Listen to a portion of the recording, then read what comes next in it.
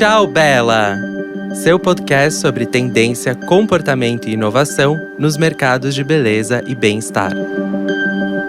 Eu sou Vânia Góes, jornalista. Começo mais um episódio do Tchau Bela, ao lado da Isa Deson, que está aqui comigo, direto dos estúdios do Iguatemi. E a gente vai falar de um assunto hoje que tem tudo a ver com estética, que tem tudo a ver com algo que você já deve ter ouvido ou que você já deve ter dito, do tipo: nossa, tá todo mundo com a mesma cara, tá todo mundo parecendo um filtro do Instagram. É disso que a gente vai falar hoje, dismorfia facial.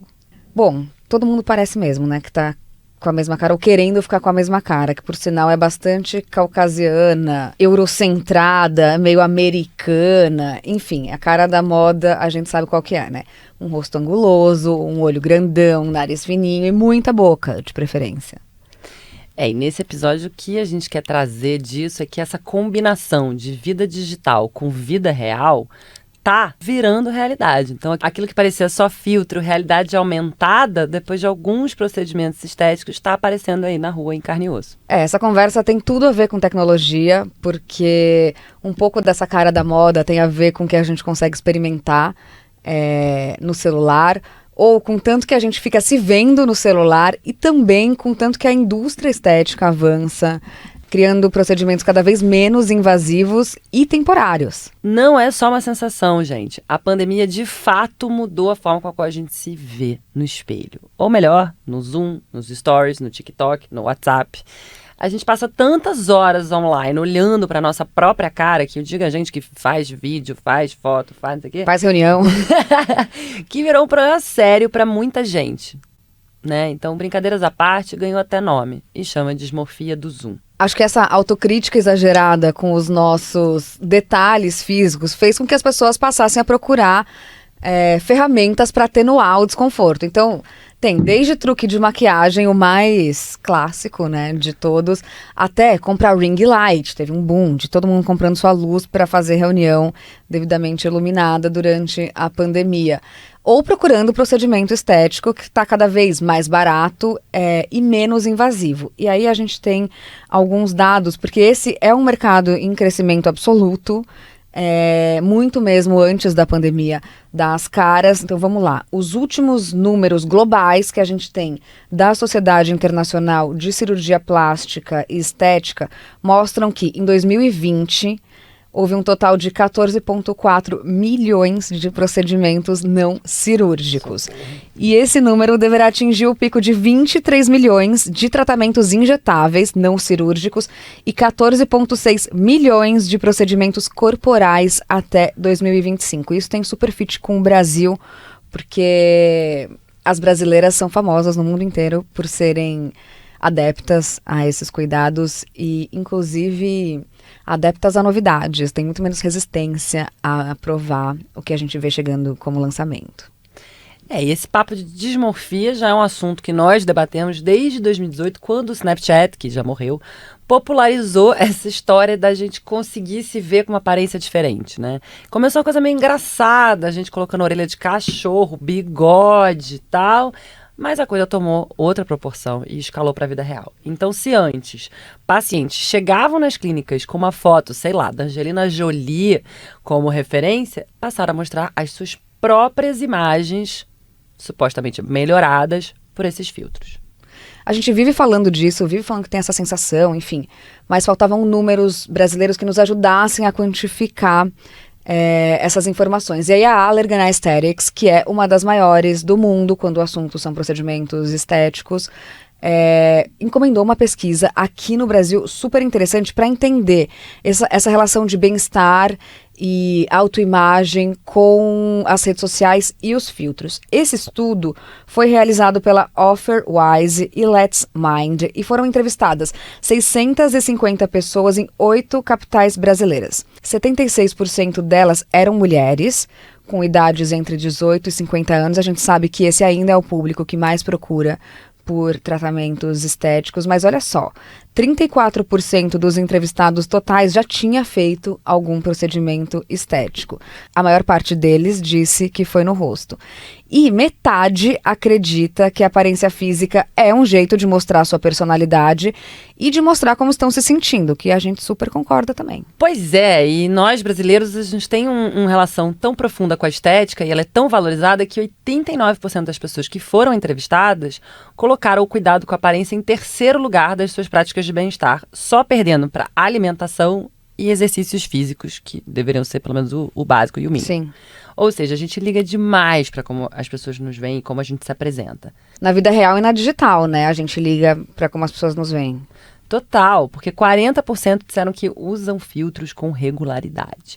E apesar de super adeptos, mais de 90% concorda que o uso exagerado deles pode fazer com que algumas pessoas deixem de gostar de sua imagem real e passem a querer aquela imagem virtual. Essa pesquisa tem, enfim, vários dados e alguns deles super curiosos. Tem um que diz que 98% dos entrevistados acham as pessoas mais bonitas nas redes sociais. Você acha? Cara, eu acho que tá tudo controlado, né? Você controla o ângulo, a iluminação, até a pose, a atitude, retoca. A Vânia tem uma canetinha, gente, mágica no telefone que faz milagre com luz. Então, eu não sei se eu acho mais bonito. Eu definitivamente acho que tem gente que parece que é o alter ego, o avatar, né? A gente não tá muito longe já, não, hein? De ter outra personalidade até, né, nas redes sociais. Porque, pra mim, o mais curioso é que a gente, apesar de ter algum insight a esses efeitos negativos, isso não impede com que a gente esteja nessa busca constante, coletiva, por adequação e por esses efeitos que a gente quer, porque a gente vive se comparando, né? Sim.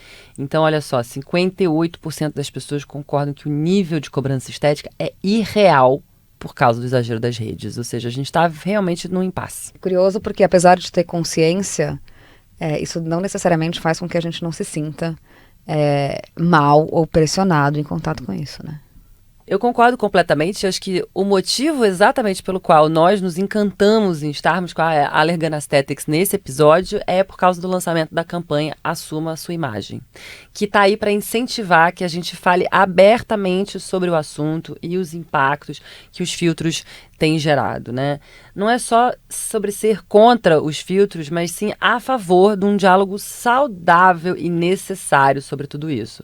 A gente quer mais que todo mundo se divirta muito usando filtro, que a gente pode visualizar o rosto, inclusive em 3D, coisa que já existe em consultório, antes de fazer qualquer procedimento, e fique muito satisfeita depois de fazer qualquer tratamento que seja.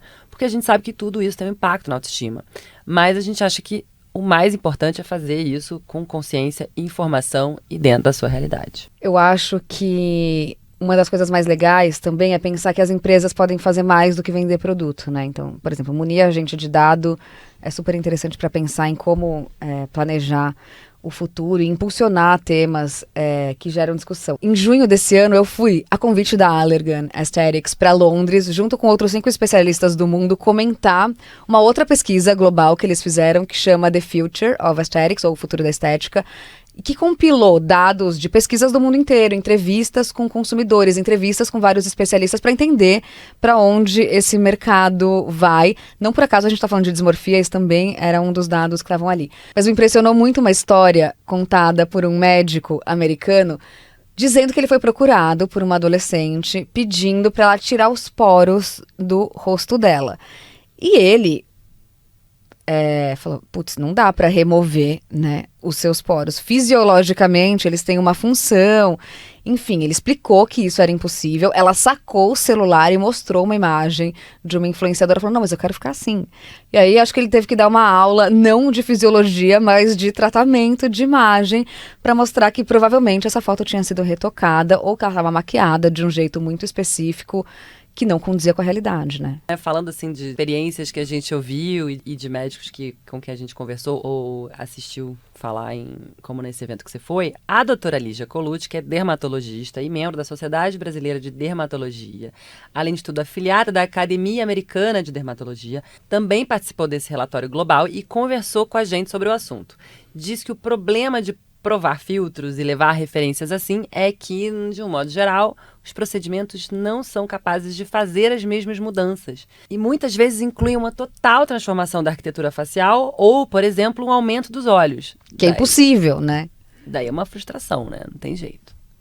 Esse assunto ficou tão sério que em lugares como a Noruega e na Grã-Bretanha já tem legislações regulando como é que influenciadores digitais devem postar, por exemplo, as suas parcerias comerciais para que isso não seja propaganda enganosa. Então, ou eles são obrigados a sinalizar o retoque em posts que envolvam cosméticos, o que é uma jogada, né? Porque a gente sabe que a maior parte das verbas de marketing estão muito direcionadas à contratação de influenciadores para vender produtos, especialmente no mercado de beleza, né? Exatamente. E o que eu acho interessante é que agora na Inglaterra, inclusive, é proibido usar filtro para fazer esse tipo de publicidade. Então a gente está indo para medidas cada vez mais extremas. Um dos termos interessantes que eu aprendi nessa viagem para Londres e que eu meio traduzi é fluência estética, que é como os médicos tem descrito os pacientes que chegam no consultório com um repertório tão avançado sobre o assunto que não é que eles já sabem o que eles querem fazer, eles já sabem a dosagem do que eles querem aplicar no rosto. E eu conversando com a doutora Lígia Colucci, isso acontece especialmente entre os pacientes mais jovens, que eles se sentem também mais encorajados a experimentar tratamentos minimamente invasivos, justamente porque eles também têm muita informação sobre o assunto, estão muito conectados às redes sociais e ouvindo outras experiências, né, de pessoas que fizeram. E eu acho super interessante que eles estão falando sobre esse assunto, que era um tabu gigante. Gerações atrás, a pessoa ia lá fazer o procedimento, uma plástica, qualquer coisa, ficava em totalmente silêncio e você tinha que fingir normalidade. As pessoas chegavam diferente, você fingia normalidade. E agora não. Olha o que eu fiz, como que foi a experiência. Vários influenciadores filmando essas experiências, ou seja, tem aí uma mistura assim de educação e conteúdo que é interessante. Sim, super. E eu acho que isso também mostra o quanto é uma tendência e um desejo dos consumidores que os procedimentos sejam muito imediatos e cada vez mais naturais, né? Ainda que natural seja um conceito muito amplo. Tem gente que acha que, né, mudar a arquitetura toda do rosto vai levar a uma aparência mais natural. Tem gente que só quer experimentar o Foxy Eyes mais puxadinho, que está na moda agora, mas sabe que talvez o procedimento não sendo definitivo, ele pode não ser moda e você pode não usar no ano que vem. Enfim, nessa pesquisa, 81% dos entrevistados consideram esses tratamentos mais aceitáveis do que eles consideravam há 5 anos. Então, um período curto de tempo para uma mudança bastante grande, né? Mas e aí, esse lance todo vai virar vício? Eu acho que procedimento estético pode ser viciante. Eu acho que tem uma sensação de recompensa imediata que pode tornar esse desejo por ficar fazendo mais frequente, né? Porque isso tem impacto direto com a autoestima, né? Então, se você tem essa sensação de que mudou alguma coisa em você e isso tem impacto sobre como você se sente, natural, que isso leve as pessoas a quererem mexer numa coisinha aqui, numa coisinha ali. Mas eu acho super importante lembrar que procedimento estético não é algo que você compra na prateleira, né? De jeito nenhum. Eles existem sim para melhorar e muitas vezes desenvolver a nossa autoestima, mas é fundamental um profissional habilitado. E todos os profissionais de saúde, eles reiteram a importância dessa reflexão em busca ao autoconhecimento mesmo. A doutora Lígia, que eu já falei aqui, falou sobre isso, como que é importante conversar com o paciente para observar se ele está querendo suprir uma necessidade emocional mais complexa com uma mudança estética. A Patrícia Hormiga, que é dermatologista, ela é mestre pela Universidade Federal do Rio, coordenadora do Departamento de Cosmiatria da Sociedade Brasileira de Dermatologia do Rio, uma super fera no assunto, que também conversou com a gente.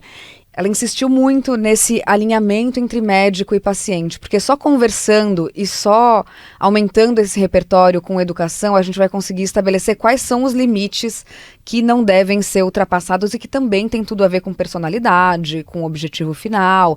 Enfim, não dá para ser tão rígido, mas isso precisa ser muito bem pensado.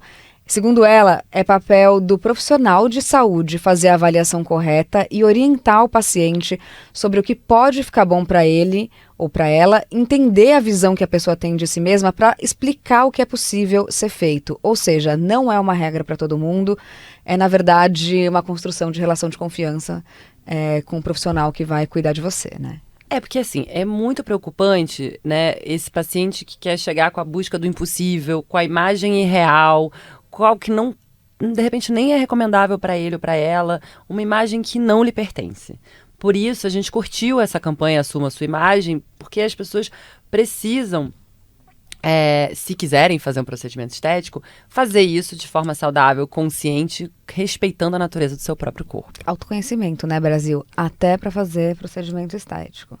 Bom, mas parte do que é interessante para a gente que trabalha com comportamento é observar também como todo esse movimento gera um ponto de tensão ali, que leva a uma coisa interessante, né? Entre quem quer, quem não quer, libera, não libera, para onde está indo?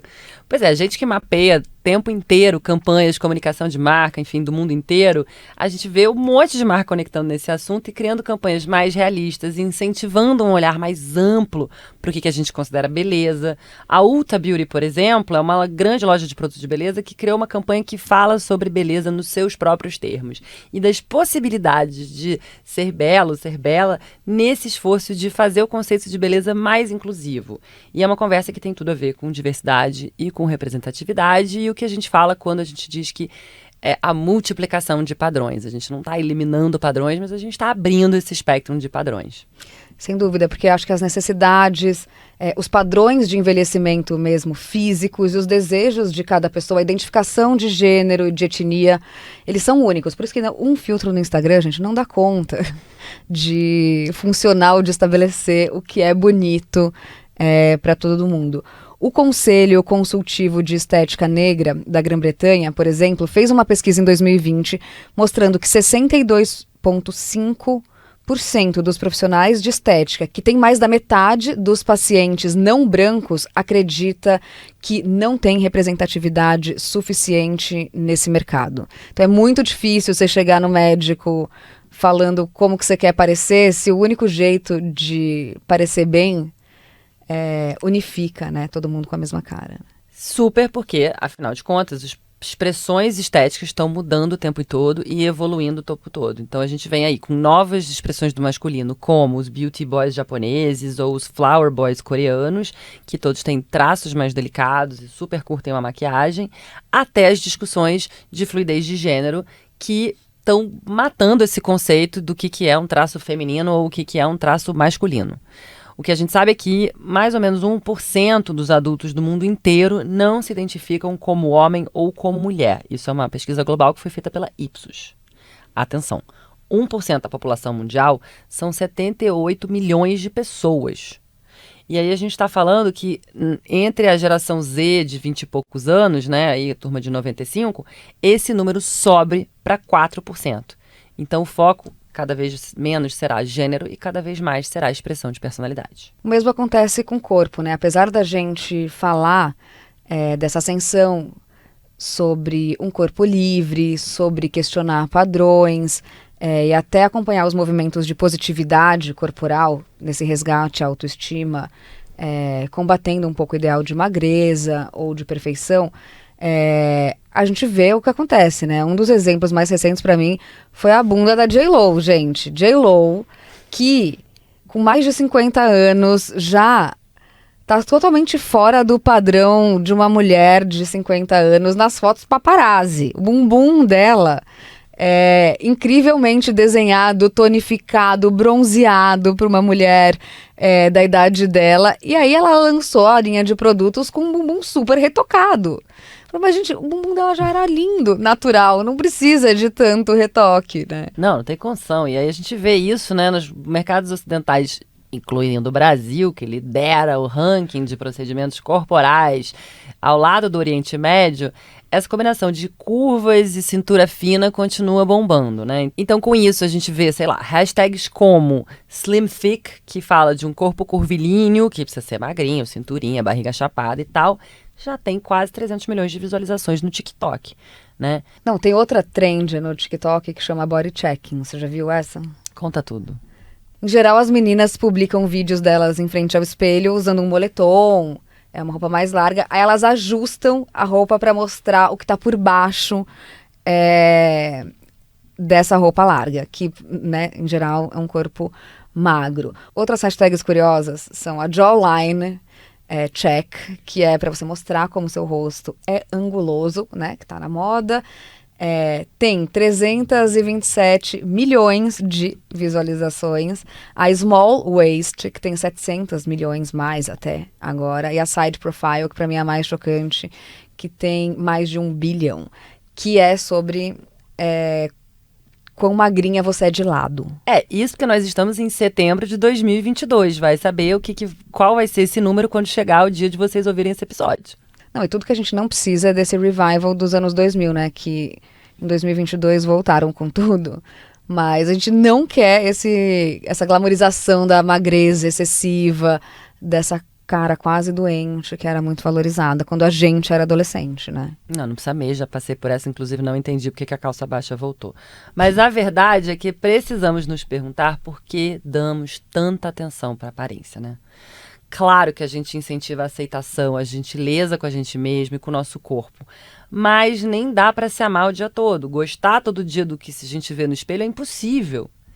E essa é a proposta do conceito de neutralidade corporal, né, que nasceu aí como body neutrality, que para além da aceitação, indo bem além, propõe que a gente deixe de se preocupar excessivamente com esse assunto. Se você quiser se informar mais e experimentar um pouco, a gente recomenda um livreto que chama Body Neutrality, da autora Ayla Freitas Gibaldi, que não tem tradução aqui ainda, mas em inglês junta ali vários exercícios e afirmações para a gente tentar quebrar com esses ciclos de comparação em busca de uma relação sempre mais respeitosa com a nossa natureza e com o nosso corpo. Quero terminar aqui esse episódio com uma frase da doutora Patrícia Hormiga, porque a gente adora a tecnologia, a gente adora poder se transformar, poder gostar mais da gente, mas acho que ela resume bem o ponto de partida para um futuro menos sofrido, né, quando o assunto é estética. Há um fato que não pode ser deixado de lado. Quanto mais estabelecida a autoestima e a aceitação do indivíduo, menor é a dependência dos filtros. Autoconhecimento é tudo. A gente quer agradecer a Allergan Aesthetics, uma parceira na hora de criar esse episódio. A gente não teria conseguido sem dados super relevantes e muito atuais fornecidos por essas duas pesquisas. A Allergan Aesthetics é uma líder global quando o assunto é procedimento estético, mas não só é uma referência quando a gente quer pensar a tendência, futuro e o comportamento nos tempos que a gente vive. A gente não poderia terminar o episódio sem um grande agradecimento às equipes Deson e Belezinha. E fica de olho que agora o Tchau Bela é semanal e quinta-feira que vem a gente vai falar de pré-juvenescimento, um novo termo quando a gente fala de prevenção e envelhecimento. Skincare. Quem gosta de skincare? Muito obrigada pela companhia. Até a próxima semana. Tchau, Bela!